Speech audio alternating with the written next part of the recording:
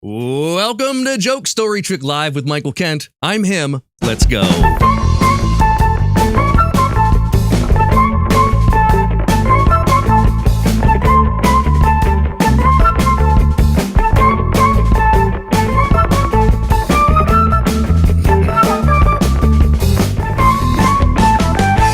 Oh my gosh. Welcome to the final show, episode 60 of Joke Story Trick. Tonight, I've got Justin Willman from Netflix's Magic for Humans on the show. He'll be joining us in just a little bit. 60 episodes, y'all. 45 of them live here. And this has been a fun experiment. So thank you to all of you who have showed up every week for it. Some of you have been here for every single show. I've gotten to meet lots of incredible people, guests for the show that I never thought I'd get to meet. We've all heard some great stories from there, and let's take a look at who's here. We have Martin Reese, season finale or series finale. Either way, been great to watch. For now, we're calling this a series finale. Hey, Marty! And so thank you so much for that. Mitch, hello.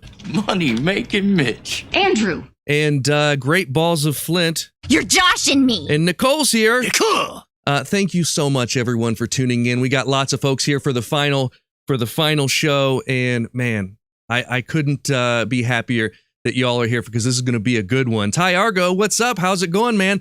Good to see you. Everyone, you're here just in time to see one of my favorite parts of the show, and that is the stupid news.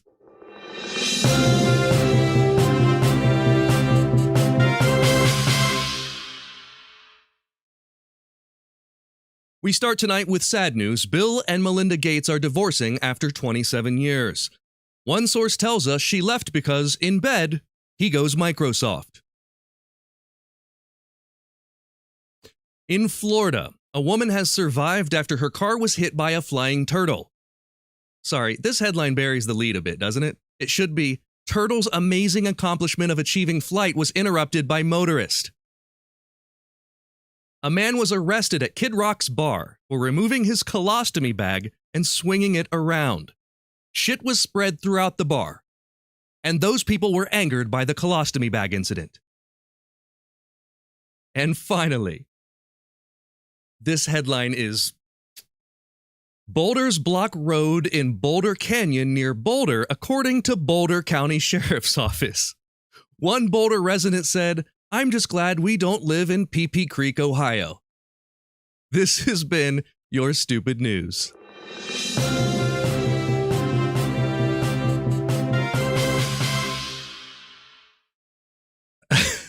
I appreciate that. The comments are great. Nicole says, I almost choked on popcorn.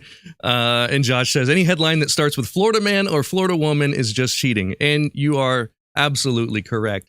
Folks, if you're watching on YouTube tonight, please do me a favor, click that subscribe button. Make sure to also click the bell next to it, and that way you'll never miss a show. If you're watching on Facebook or Twitch, please do the same and follow me because every set of eyes helps. I greatly appreciate it. Here's a bunch of people who have liked and followed and everything, so thank you to all of those people. It's time to teach you magic. I'm going to teach you some magic, so let's teach you how to magic. Teach me how to Magic. Teach me how to Magic. Teach me how to Magic. You ain't messing with my Magic. I've got a special trick for my winos tonight. If you have a couple wine corks in your kitchen, go get them. If you don't have 2 wine corks, go drink 2 bottles of wine, come back when you're done, get 2 wine corks, and you're going to put one sort of behind the other and grab it with the other hand so that your hands are locked together. There is no way I can get these corks apart without letting go of them. I can't go through my thumb. I can't go through my fingers. These are stuck together until you pull them apart. We'll do that again. We'll put this one behind this one. Grab it. Remember, it's just a turn. They come apart. Let's see if I can get them back together. That's what it looks like. Oh my gosh. And apart. Back together. And apart. I'm going to teach you how to do this. It's very simple. You need 3 items. You need 1 wine cork, unprepared, totally normal. A second wine cork. That one is specially prepared with a toothpick. It's got a toothpick that sticks up out of the end of it. And here's how you do that. You just take a toothpick, you stick it into one end, and then however far it's sticking out, you just break off the excess because you only want enough so that you can grasp it with 2 fingers like this, because that's what you're going to do. And the move is literally holding the cork and moving your thumb. And that's how you hold on to this cork while allowing the 2 to separate. So you start holding the cork. You start by holding it and you say, I've got 2 corks. Place this one behind the secret prepared one. You never let go of this part right here. You grab it with the other fingers, and then you show how your hands can't come apart. And then as you turn the backs of your hands toward them, what you're really doing is opening this thumb so that can come around. We'll do that from the other side. It looks like this. You turn your hands toward them. You're opening that thumb, right? So it looks like this. And then pulling your hands apart. If you want to put them back together fast, you do this exact thing. And in real time, it looks like this. But you're moving so fast, you can't see it. If you want to pull them apart fast, same thing in reverse. And then that's the trick. And if you want to hand these out, you can break that off of the tip if you want, or have another cork. There's no reason to hand these out. Everyone knows what wine corks look like. And so now you can link and unlink wine corks successfully, which means I have taught you once again and for the final time how to magic. Taste me how to magic. Taste me how to magic. Taste me how to magic. You ain't messing with my. Yeah, Josh knows 2 methods for this trick now. So now you can do it twice with 2 different methods and just fool the pants off of everyone. Dittelman thinks I'm cheating. Dittelman is correct. I always am. And high five to you, Scott Schuler. Good to see you. Let's everyone tell a joke.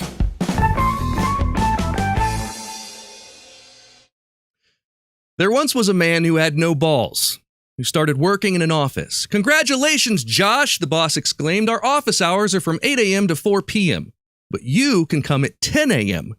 Why is that, Josh asks. Well, you see, from 8 to 10, all we do here is play with our balls.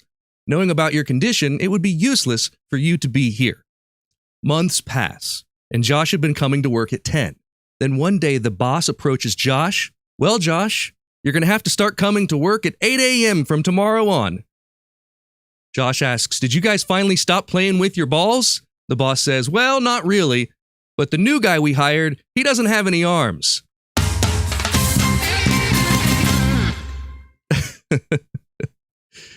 Okay. And Josh says, well, this is awkward. You're joshing me. I love it. Now is the time of the show that we read a joke from a completely random old joke book. All of these are joke books that I own. We're going to spin the wheel, see where it ends up. It's going to end up somewhere. And Josh, since you were the butt of that joke, or the balls of that joke, I should say, you get to choose. It's Reader's Digest, though.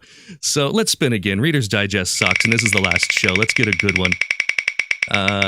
Reader's Digest only has like 6 jokes. 1 and 2 liners. Equally bad, but we'll do it.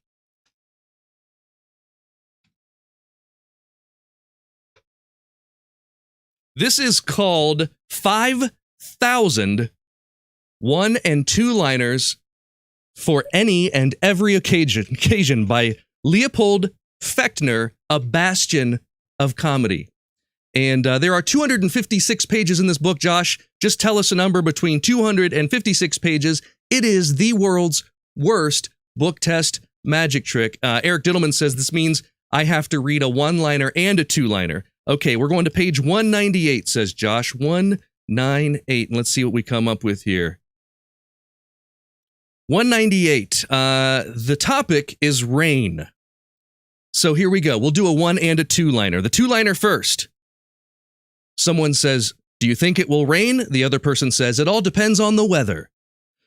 Boo. That deserves a... Boo this man! Okay. Let's find a good one. Let's read a few 1-liners, because these are horrible. I can make it rain anytime I want to. All I have to do is wash my car.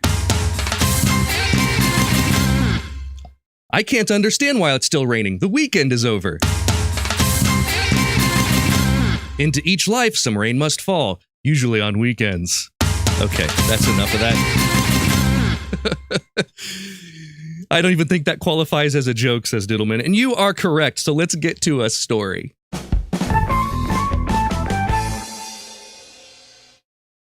Tonight's guest is a comedian, a magician, and host of the popular Magic for Humans on Netflix. His show, Sleight of Mouth, was seen on Comedy Central, and he hosted the Food Network's Cupcake Wars from 2009 to 2013. Please welcome my friend, Justin Willman. Hello, Mr. Willman. Hello, sir. How are you? I'm great. What are you drinking there? Well, I was hoping you wouldn't ask and just assume it's coffee, but it's black cherry White Claw. Is it black cherry White Claw? I feel like that's what my wife is drinking upstairs right now. Not to shame you or anything. How have you been, my friend? It's been a while since I've seen you. Everyone has to drink something, Michael. Yeah, I'm drinking scotch, and I have you to blame for this.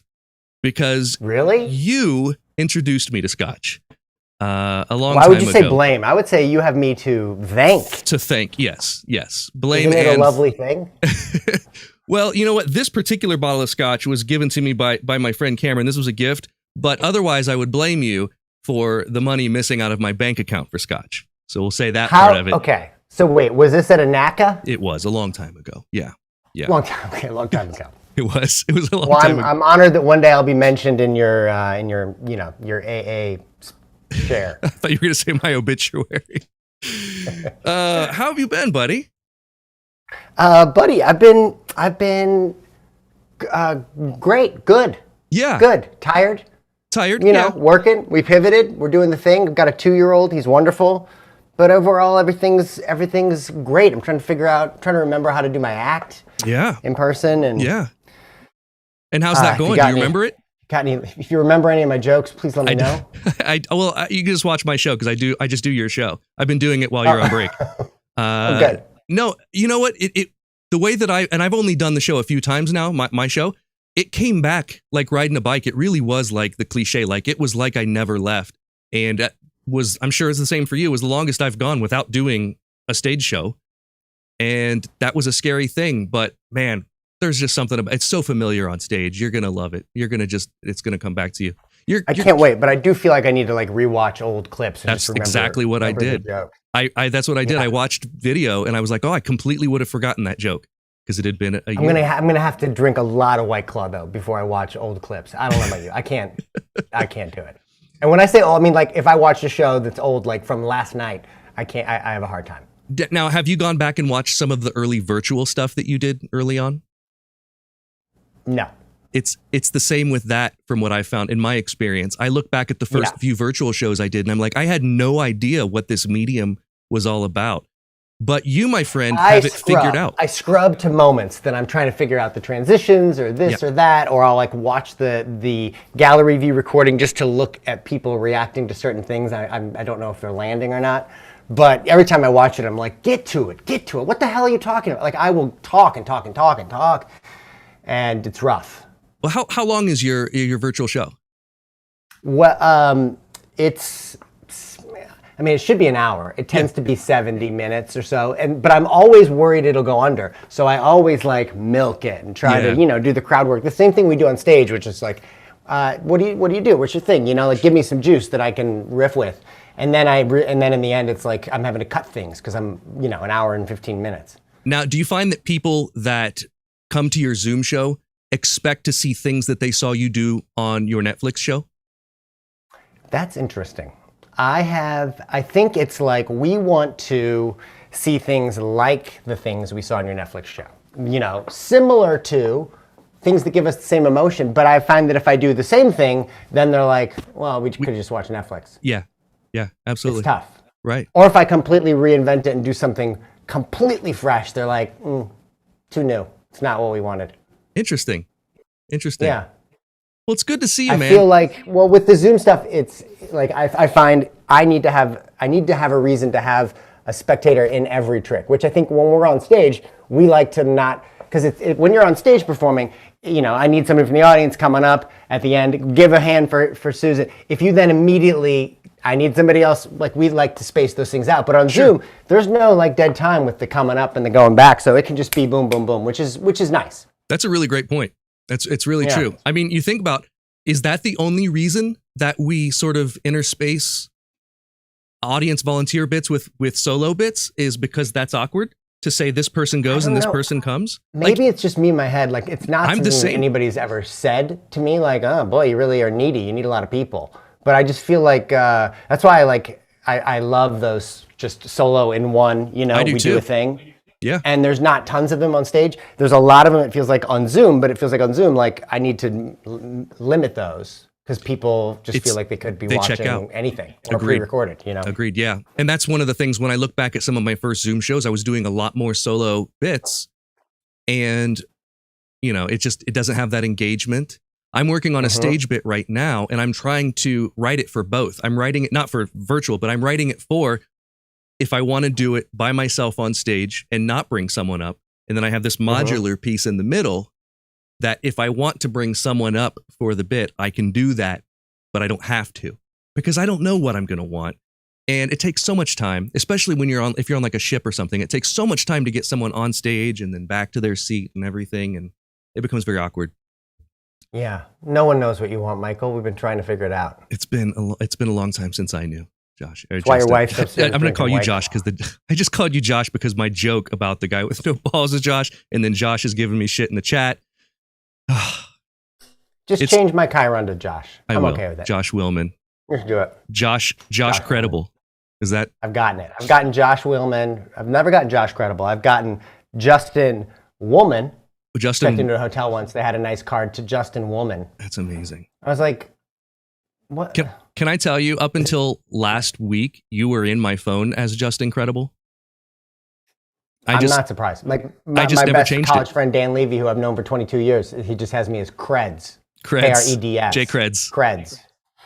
I deserve it because that was my license plate for a while. Creds. Was it really? Like, what a douche. I should be kicked in the face a couple times. My first AOL screen name was I Do Tricks with an X, IDOTRIX. And I tried to get that as my license plate and it was rejected. So apparently. Well, because they realized you were not a prostitute. That's not great. Yeah. Sex worker. If I was, they would have given it to me. Yeah, maybe. I don't know. I do have my mentor in Boston, Bonaparte, who's a fantastic magician and an incredible children's performer and changed my life in terms of just getting my professional business off the ground. His license plate is Trix, TRIX. Just Tricks. Yeah. To this day, still like that? To this day. Wow. Someone in the chat says magicians aren't prostitutes. Prostitutes make more money.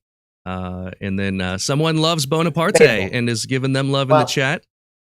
Oh, yeah. Oh, Scotty Schuler. Scotty Schuler's here. He says your bird act was the best. Oh, that's very kind. He clearly didn't see the best ones. That's very nice. Scott's an old magic buddy of mine. Heck yeah, man. We were underage at many magic conventions, basically drinking the equivalent of White Claw, which was Zima, out of coffee mugs quite often. Absolutely, man. Yeah. Well, I brought you on to tell a story, and so I'm going to full screen you and just go for it, my friend. Okay, so Michael, this is something that just happened. Oh, an exclusive. The story culminated minutes ago. So my wife and myself and our son Jack, who's 2.5, we were up at Lake Arrowhead for the weekend, and it was like the first time we hadn't spent the night in our house, like this whole pandemic. And we took his, he sleeps every night with this little bear named Ted. And this little bear, Ted, who's very ratty, is 35 years old because my wife slept with this bear when she was a baby. So we find it very adorable. Yeah. And he sleeps with this bear, Ted, every night. Never has not slept with Ted. So we cart this thing wherever we go, and we took it up to Arrowhead. And we get home last night, drive back, and we have dinner. We go right to bedtime. And my wife and I realized we forgot Ted at the lake house. Ted. Yeah. And and we're trying to, we have just a couple minutes before Jack notices because we're like reading bedtime stories. So I immediately like go downstairs and I grabbed every similarly sized stuffed animal and carry them all upstairs just to get ready for the pivot. Anyone who was a kid knows that it's a lot of pivoting. When there's a disaster, you got to pivot. Hey, what about some M&Ms or what about this? And I grabbed a handful of M&Ms and we were like, okay, let's just pivot. Hey, and as opposed to like telling a story like Jack, Ted decided to take a vacation or some BS like that. I was like, let's just be honest. Jack, your parents, we messed up. We left Ted at the lake house because I knew he's smart enough to compute this. And he was like, looked at us like he didn't believe us, and he got up and he ran around to look in his crib, which was so heartbreaking. Oh. And it was gone, and he was like just livid and bawling and yelling, Ted, Ted, Ted. And we'd never seen him show this affection for Ted because he'd never like not had Ted, so we just never knew. So he was just losing it that there's no Ted, and we're like, our hearts are breaking. Now the good news is that technically my wife who forgot it. This is not my territory. I did ask her if she got all of Jack's stuff. Not that I'm trying to throw blame, but I blame my wife, and she takes the blame. And which I pivoted enough to get him to accept. This is like for 30 minutes and like 2 handfuls of M&Ms just to get him to like accept the fact that tonight he's going to have to not sleep with Ted. We were not going to go back up to the lake house like for a week. So I find this little stuffed animal dog, Spot, who's the other stuffy that he's known the longest in his life, but never been his sleeping buddy. And get him to sleep with Spot, and they lay down, and then we leave, and then like 5 minutes later we're watching on the baby monitor, and he's up like going, Ted, Ted, like Stella, like just so sad and miserable. And I was like, last night I was like, I could drive back there tonight and do a round trip. It's like be 3.5 hours round trip. And she's like, no, it's too late. I don't want you to drive in the dark. I was like, I can't do tomorrow. I'm doing Michael Kent's show tomorrow night. No. So I would do it, but I got to do Joke Story Trick live. So now it's my fault he doesn't have Ted. I'm the 45th guest. You're the 45th of 45. Guest of 45. I'm 45th in Michael's priority list. So she went, and she just got back, and she presents, and we're getting ready for bedtime, and she presents him with Ted, and he takes Ted, and he just throws it out of the crib and grabs Spot. Wow. And my wife can't believe it. I cannot believe it. All it took was one night for Jack to just be like, you know what? Ted's old. Ted kind of sucks. And that is the state of our changing tastes in this society. It is Ted is growing up, or Jack is growing up in a TikTok world, my friend. Well, it's just like, if you think about it, like, okay, we were honest and real with him. He grieved the loss of Ted, but he didn't really compute the fact like, oh, Ted will be back. Ted's gonna, don't worry, it's just one night. For him, it's like last night he was going through the emotions of assuming he's never gonna see Ted again and learning to love another animal. And that's what he did. He learned to love Spot, and he slept great through the night, and he had a nap today with Spot. And when he saw Ted again, he's kind of like, you missed it. You missed your window. Oh. Yeah. Poor Ted. Poor Ted. Yeah. Ted's the real victim of this story. That's why I brought it up. So Erica Fansler says, my 2 favorite magicians. Ty Argo says, big R.I.P. Ted. Taylor says, get wrecked, Ted. Ty Argo says, damn it, Ted. I love it. Oh, poor Ted. Do you have a joke for us? Yeah, I got a joke. It's a dad joke. Well, it's not. Perfect. Michael, it's not a dad joke technically. If you think about it, it's a dad tricks. Dad tricks. It's a dad trick. Hey, Michael, what do you call a bagel that can fly? What do you call a bagel that can fly? Plain bagel.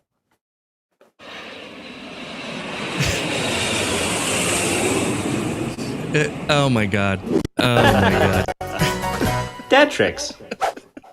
So there's that. You know what's crazy about that is that it took the airplane sound for me to get the joke.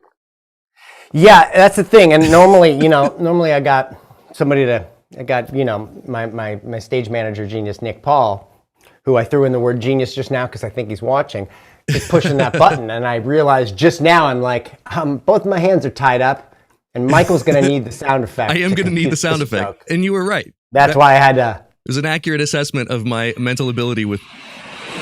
Yeah. I love that you had it handy. That makes it really great. I should have a foot pedal or something just in case my genius isn't around. That counts as a joke and a trick. Yeah, well, I've got these like little tricks that I like, and my wife tells me they're dad tricks. Like I like AirPods. We know how big they are, right? But on Zoom, you can mess with people's perspective. Like if I hold it kind of far away, right, it looks like it gets super tiny, right? Yeah. That's not magic. If I hold it up next to the lens, it looks like it gets enormous. Yeah. This is not magic, Michael. This is just perspective tricks. I'm not going to do that kind of thing. Oh my gosh. Justin, you have hit the joke. Story, trick, trifecta. Woo! Trifecta. This means that your name will live. Wow, that held on screen for a long time. That was long enough to do a costume change. Yeah. Well, what I was getting a drink of scotch during that. So, your name will live in perpetuity in the credits of this show. This being the last show. Who am I alongside, Michael? Who do I share billing with? My God, let's look. Okay, we're gonna play post-show credits, and we're gonna see what this looks like. Here we go. I'll read them as they go. So we'll bring this music down a little bit because I want to read these. These are producers. This is Patreon producers, and here we go. With help from some more producers. Hang on just a sec. Written by, some of these guys. There's Dittelman, Jonathan Burns, Erik Tait, Cameron Zvara. Here's our Hall of Trifecta. You know this person. Carissa Hendrick. What up? Look at this, Mark Pocan. He is a congressman. Mario the Maker Magician, Erik Tait, Mario. Alex Clark. Look at this, Hal good. Sparks. You're on a list with Hal Sparks, Loudermilk, Robbins, Dittelman, Marcus Monroe, Matt Franco of America's Got Talent fame, Brian Brushwood we had last week, and he did me in the list.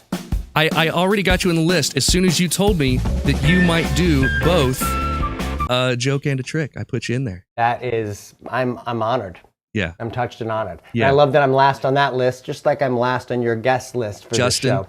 But it's because it's alphabetical. I joked with you and said that you were last because I got the guests in the order that I wanted them, but I have truly saved the best for last. You are a big star, my friend, and you're a get, as they say in the industry. Do they say that in the industry? Oh, buddy. You're in the industry. I don't know. I'm not in the industry. They say that. Okay. They say that. I hear it all the time. I got I got Bruce Valanche on the show a few weeks ago, and I remember that was the first time I ever heard "get," like that's a get, was from that show Get Bruce. It was a movie about him. It was like a documentary. Well, maybe the alphabetical is holding up because V is right before W. Okay, that would make sense. Valanche. Let's not Willman. look at a lot of those other guests in between. But we'll say next? that Elliot Zemet. Never had him. No, sorry. Well, show's over after Willman. Sorry, Show Elliot. is John Zaffis. No. Any other? What are those? Herb Zero. No, couldn't get him. Couldn't get him. He's a get. Unavailable. Rob Balchunas says you could have switched jean jackets. I could have. We could. Funny story. I was doing the WGN news to promote some shows a couple weeks ago, and I used to open my virtual show where I'd come out in a bathrobe, right? And you bare chest, and it looks like I'm late to the show or whatever. And then I kind of turn around and spin, and then I'm in my clothes, drop the bathrobe. And it's just like it's a good cold open, whatever. And I was doing the news, and I was all set to do this. So I'm in a bathrobe with bare chest and live, and they start the package. They go, "You've seen him on blah, blah, blah, Netflix." And now they're showing the B-roll from my highlight reel of me doing that trick. Oh, no. So I literally had to throw the bathrobe shirt and do the thing, and then, back. Because there's nothing worse than not only bad enough to do kind of, your cheesy little fake opening once, but to see it twice in a row, they're not buying the premise anymore. What you need there is like a little graphic that goes too long. May I suggest?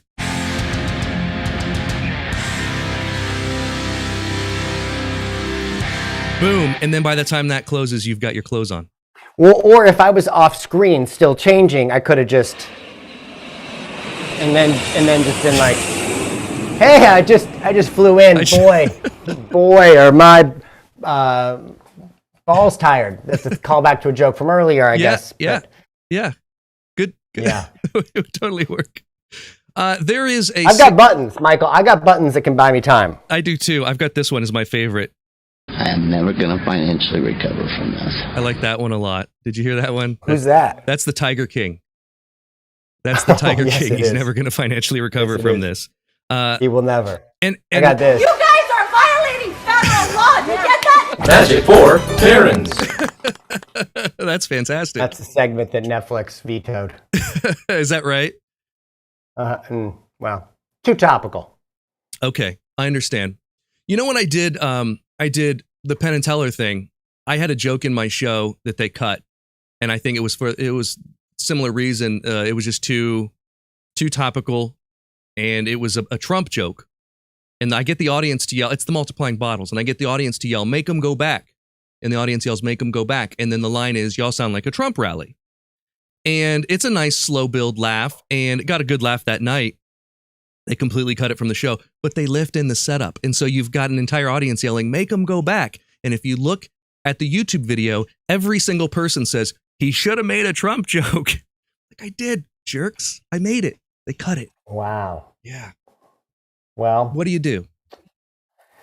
what do? You talk about it on Joke Story Trick. That's what you do. You talk about it and you rant. I've done several times. Yeah. I'm sure. A Yeah. little angry about it, and it's been 4 years. Make 'em go I like back. to mildly ambush my guests, and it's nothing horrible, but it's called What the Shit Is This? Justin Willman, I said earlier that I blame you for my scotch, my love of scotch. That title should have been longer, by the way. I'm still drinking. I'll swap the two. What the shit is this in trifecta?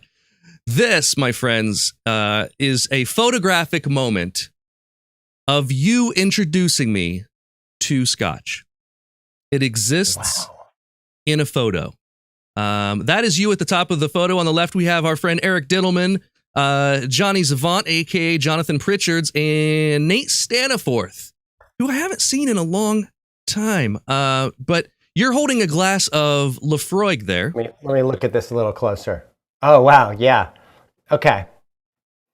Are you going to explain the marching band convention that you came from? I will. I think I told the story last week, but the problem with that was I wore that jacket on stage because that's my literal marching band jacket that I wore in high school. I wore that jacket playing the drums on the field in high school. And it's a great jacket. I forgot about that. I forgot you wore that. I wore it on stage, and I made the mistake. I didn't commit to the jacket. So well, you unbuttoned it. You wore cash. I did, but the next day cool. I didn't wear the jacket, and no one knew who the hell I was. That's that market, right? That's what happens. So if you wear a jacket like that, you become jacket guy. And, interesting. And that's the problem. So I didn't commit to the jacket. It was too bold to just do like, I'm going to throw it on today and not tomorrow. Maybe if I had like giant pink hair or something, I could do something like that. But was this, if I recall correctly, this was NACA Mid-Atlantic? You got it right. You remember that bar? It was always at that same old hotel. I remember that bar, and I remember that I could not believe, because we're in the middle of Amish country in Lancaster, Pennsylvania, I could not believe that they had Lafroig, which is kind of a niche, scotch. Yeah. And not only did you... And I introduced you guys to it because, and I think my pitch was, haven't you wanted to taste a campfire? Campfire, absolutely. Well, this is the scotch for you. You said, smell this. It smells like a campfire. Taste it. It tastes like a campfire. And I said, I love this. I had never had scotch before. And because of that, the only scotches I'll drink are Islay scotches. I won't drink, any of the other ones. I only like Lafroig, Lagavulin, Ardbeg, all of those distilleries are right down the street from one another. The peaty scotches. Yeah. And what? Maybe I'll switch from this, this really manly White Claw to a Lafroig next. You know what they say? Lafroig before White Claw. What do they say? Lafroig before White Claw. I don't know. Claw's a tough one to rhyme. That's a hard setup. White Claw before Lafroig. You're I don't know. Scotch before seltzer. Never Meltzer. Always Meltzer. Yeah, Scotch before seltzer, always Meltzer. Ooh. seltzer before scotch. Plain bagel. That is a fantastic all-purpose callback. I love it. Anytime. Lefroy. So someone in the chat says Lefroy before claws, a big flaw. Not bad. Not bad. That's not good. bad. Now it doesn't stop here. This was just the first example of what the shit is this. Our second one is from a night that I also talked about last week, and this is a video in slow motion of you in a hotel room, and I found this on my phone today. I love this video. Even the sound is in slow-mo. Check this out. Here we go.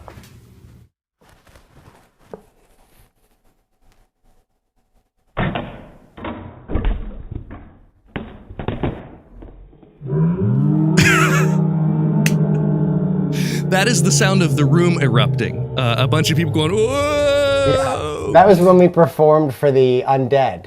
Right? Yeah, that was the... All right, here we go. Yeah. My favorite part is your face when it works. Watch your face when this is successful. Because this was your first attempt.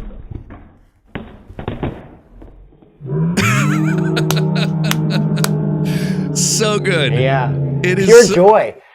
It is so good. That was not Mid-Atlantic. That was not Lancaster, Pennsylvania. Don't tell me. I don't know, honestly. So if you can tell me, that'd be amazing. Was it Grand Rapids?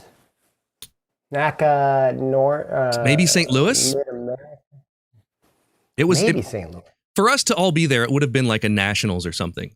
Because this was also... Oh, yeah, this was also the one where we have the picture of us all flipping off the camera, which is... Yeah, all of us so cool and badass. Well, the story behind it is pretty great. The fact that we had a conversation about how every one of us had a different hand posture. And we told this story last week. We don't have to revisit it this week. But in any case, dude, it has been so cool to see you and to catch up a little bit. You guys can go... We have 2 shows coming up. 2 shows left, right? Yeah. I have a bunch of shows left, but 2 of them have tickets left this Saturday afternoon, Magic for Humans at Home, here on Zoom, and Sunday morning. You can go to magicforzoom.com. People can get tickets. Magicforzoom.com. That is how you get tickets to Magic for Humans at Home. It is an immersive Zoom experience, and I can say as a magician, it's the show that all the other magicians are talking about. Like when they're saying, how should we set up our show? Everyone's talking about the way that Justin Willman is doing it. Oh, that's so nice. Yeah, Thanks, it's man. true. Hey, the key is good internet. I will say, in a nutshell, I was doing the show in my dining room for a long time, and then I moved to my office because I was like, U-Haul truck, moved all the things, set it up at the office. The next day, like Spectrum crapped out, and I was getting like 0.8 upload. Whoa, 0.8. Not enough. And I tried to like get a little wireless router, all these things. Anyway, long story short, a week later, I got the U-Haul truck again, moved it all back to my house, rebuilt the same thing in my office because I got the fiber here at the house. Yeah. Whoa, that's amazing. Yeah. That's magician amazing. Problems. Yeah. I had one of these shows, which is great because this isn't a paid show or anything, but I had one of these shows where the internet went down and it was a Spectrum thing where it just shut out in my neighborhood that night.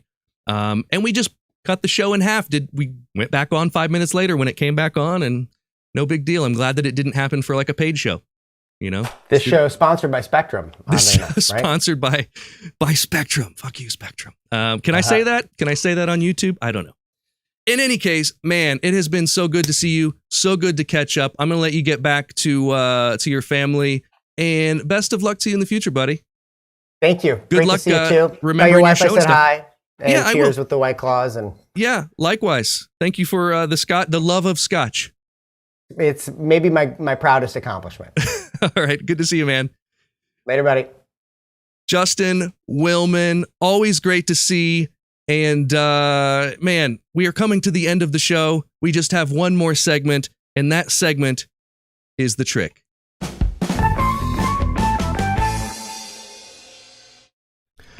Well, as many of you know, a few years ago, I was on a television show called Penn and Teller Fool Us. This is a video of me on the show. This is Allison Hannigan introducing me, and The bit that I performed on the show is a classic of magic. It's something the producers specifically asked me to perform. They saw it on my YouTube channel. I'm so happy they did because it's one of my favorite things to perform. I thought that it would be an excellent way to end the series tonight. It's a trick with a bottle and a glass, and the idea is to get the bottle and the glass to switch places. You do that using nothing but these two. Shit. You do that. Too many. You do that using nothing but these two tubes. You cover the bottle, you cover the glass. On the count of 3, 1, 2, 3. Nothing happens. Nothing. I didn't say the magic words. The magic words are change. Whoa! The bottle is now in this tube, and oh my gosh, the glass is now in this tube. I know you're not impressed. That's the easy part. The hard part is making them go back. Change. Holy shit, that's amazing. They have gone back. No, I know. Sometimes I can actually do this.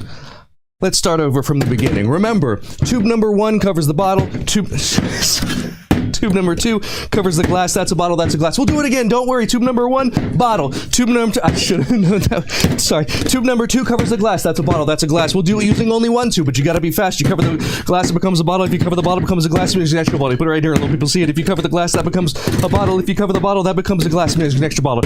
You put that over here. Sometimes when I do this, I don't use any glasses. If you don't use any glasses, you need 2 bottles with an extra bottle. I don't know why. It fits with the theme. This is where everything gets crazy because there's one here, there's one here, there's one here, there's one here, there's one here, there's a glass there, there's a bottle there, and there's a bottle there. And that, my friends, is the trick.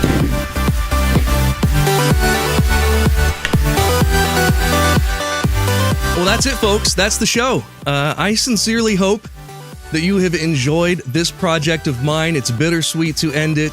Special thanks tonight to Justin Willman for joining us and to all of the guests for the last 45 weeks of live shows. People who have come on here, shared a story of their own. I can't tell you how much I appreciate that. Also, thank you so much to the folks who have helped me write this show every week. Erik Dittelman, Jonathan Burns, Cameron Zvara, Erik Tait, thank you. And finally, thanks to all of you for coming here every week and watching the show. Stay in touch, and I'll see you soon.